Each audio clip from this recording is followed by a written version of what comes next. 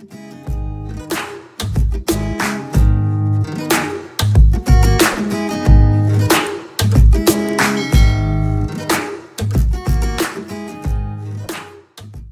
guys! Welcome back to my YouTube channel. And ngayon, meron tayong bagong product na itatry.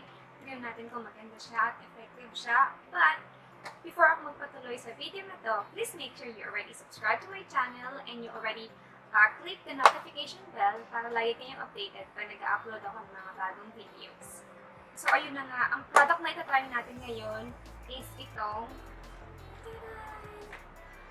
Onsaemeein yogurt filling.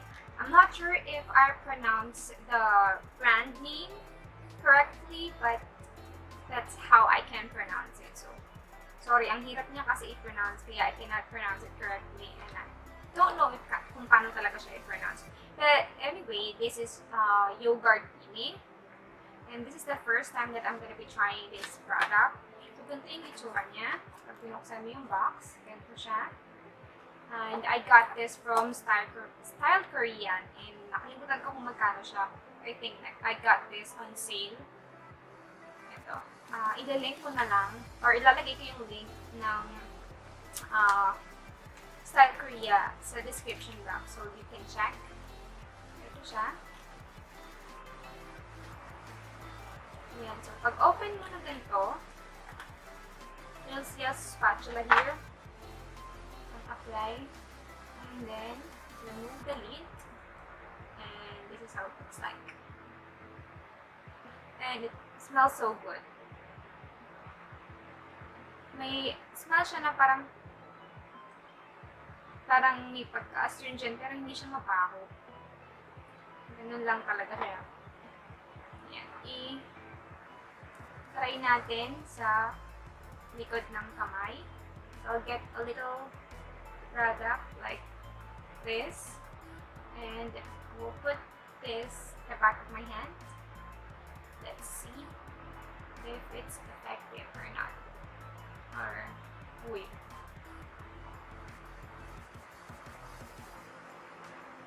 Malamig siya sa pakiramdam sa kamay.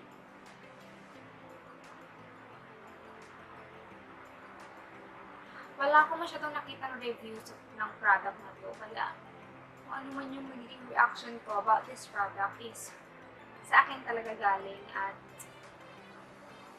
initial reaction ko talaga siya with this product. So, yogurt filling siya, papiin ko siya ng konti and then I'll rub it later on. Ayan, as you rub it using this spatula, nagkakaroon na siya ng yung parang pinagbalakan o yung dead skin. Maganda siya. Ayan. Continue rubbing it like that. And then, patiin mo lang siya ng ilang seconds, then i-rub ko siya using my finger. So, after a few seconds, ito na itsura niya. So, let's rub it now using my finger. And habang dinarab siya, ramdam mo yung mga ang tawag ba, parang libag. Yung dead skin na natanggal. So, i-rub mo lang siya ng ganyan. See?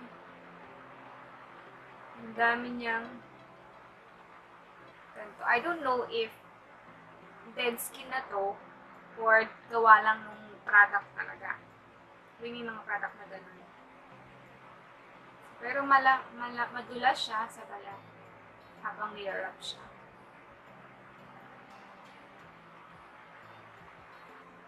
After, ayan, para kang may oil na nilagay.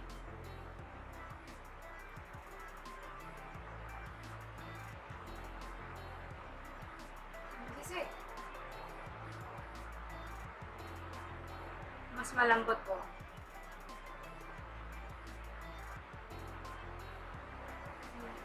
Ayan siya sa kamay. Ito yung wala. Ito yung hindi nalagyan ng yogurt filling. Ito yung nalagyan ng yogurt filling. So, let's try it naman sa face. Tatanggalin ko lang ang aking eyeglasses. And then, like yung sa aking face, I don't have any makeup on my face. What I only have is my gel stain from Omenez Beauty and my kilay. This is from the DIY eyebrow embroidery na ginawa ko. So make sure you watch it. I'll put it on the card above or sa description box. So, but wala talaga akong product sa face. Kahit moisturizer, wala. So this is my bare face. So try ko lang siya. Lalagay ko muna siya dito sa half ng face ko. Ito lang tayo kumuha sa may takip para hindi sayang. And this amount lang sa aking face.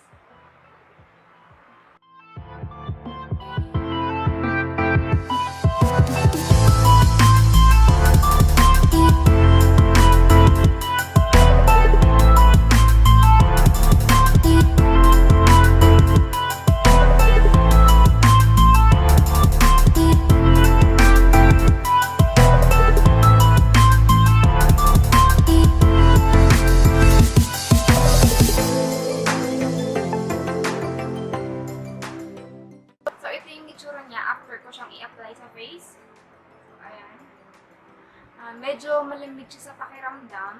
Hindi naman siya malagkit sa pakiramdam. Pero ramdam mo na meron kang nilagay sa face mo. So, ayan siya. Medyo ibababad ko lang siya ng konti. Pag feeling ko pwede na siyang i-rub, babalikan ko kayo. So, ayun na nga, sweeties. Binabad ko lang siya ng mga 5 minutes dito sa face ko. And feeling ko pwede na siyang i-rub. Wala kasi isang English instruction dito sa packaging niya. Ayan. Meron siya puro Korean characters pero hindi ko siya mabasa.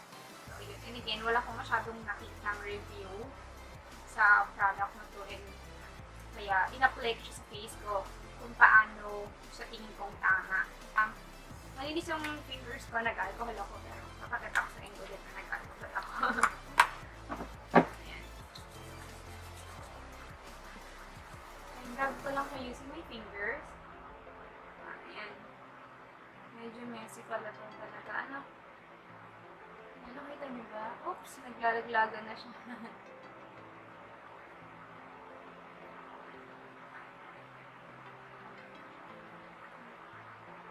Sinasalo ko ng kamay ko yung ano.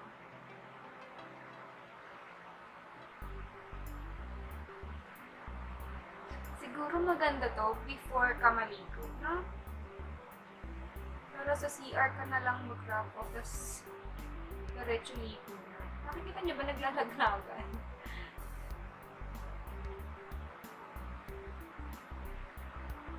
Feeling ko hindi naman dead skin kung nara-wrap off niya. Feeling ko yung product din. Ayan. Pero tingnan natin after niya mag-wash kung malambot ba siya. Pero parang ka naglagay ng oil, oh. Naglagay ng oil sa mukha. As you can see, sobrang kintab ng side ng face ko na to kesa dito. And gentle lang pala siya. Hindi siya yung medyo matalas. Hindi naman ganun. Feeling ko nga naglalagay lang ako ng oil sa face ko. Ay, may rab siya naglalaglagan habang nilarab ko siya. Pero after ng mga malalaki, ito, may mga malalaking natanggal. Totoo, yung mga natanggalan, pag ginanon mo, meron pa rin siya. Yung feeling ko yun, dead skin na yun. So, ayan, as you can see, I don't know kung dahil lang sa ilaw ko sa right side, sa left side, kaya mas makintab to tingnan, mas maliwanag kaysa dito na wala. Pero may ilaw din kasi ako sa side na to. Pero siguro gawa ng merong product or dahil nga parang naglagay ka ng oil kaya nagre-reflect yung ilaw. Pero, nagre-reflect yung ilaw. Pero ayan siya, oh. May difference ba? Diba mas parang bright and free? Kaya natin, i-wash off ko lang, then compare natin kung may difference yun na ba. I'll get back. So, ayun na. Nakapag-wash na ako ng face. May itsura na. Ang ginamit ko lang pang wash is itong green gram. soft cleansing foam from Skin Food. Ito siya. Ayun yung pakiramdam ko kanina habang nagwawash ng face. Wait lang ha. Yun, nasa harapan ko kasi yung ginag-exercise. So, maingay siya. So, sorry for that. So, anyway, ayun. Yung pakiramdam ko kanina habang winash off ko siya is pag, di ba, meron siyang mga parang pinag-peel offan. Pagka ganun kanina, sobrang smooth and soft nung pag-glide ko ng kamay ko sa face ko. And I don't know kung ako lang to malabo yung mata ko, wala akong salamin ng anything. Pero dito sa viewfinder ko, parang mas bright yung side ng face ko na nilagyan ko ng yogurt peeling mask. Mask. Onsaemeein yogurt peeling, mas bright siya kaysa dito sa wala. So sa feeling naman, mas soft siya ngayon. Kasi ito may pagka-tagging effect. Pares ko naman silang winash. Ayan. Sobrang soft and smooth nito kaysa dito. Oo nga, ang galing. Oo nga, ang galing. Tapos ito, parang may tagging. Ayan na. Ito, ginanyan. Ito parang smooth lang siya na ganyan. Ito talaga, ayan. I don't know if ako lang ha, pero parang talaga mas bright yung dito. Ito yung wala. Ito naman yung meron. Or yung nilagyan ko ng yogurt peeling. See? Soft yun talaga. So, yung aking final thoughts about this. Well, first time ko pa lang naman siyang nagamit, no? So, yung final thought ko about this product is, okay naman siya. Let's see kung maganda siya as I continue to use this product. So, ayan, malambot siya sa skin. Parang lubot ng baby. Yung lambot niya, ayan. Ang galing niya. May something na difference instantly. Ayan. So, ito siya. Ang ganda niya. Maganda siya sa akin bilang first time kong tinry siya. Tignan natin sa mga susunod kung feeling maganda pa rin yung product. Pero alam ko mura lang ito eh. Anyway, ilalagay ko na lang sa description box yung sabi ko, yung link directly dito sa product. And by the way, sabi ko kanina sa Style Korea ko siya binili. Hindi ko pala siya sa Style Korea binili. Sa Althea Korea ko pala siya binili. Sorry, erase that. Sorry. So, ayun. Sa Style Korea.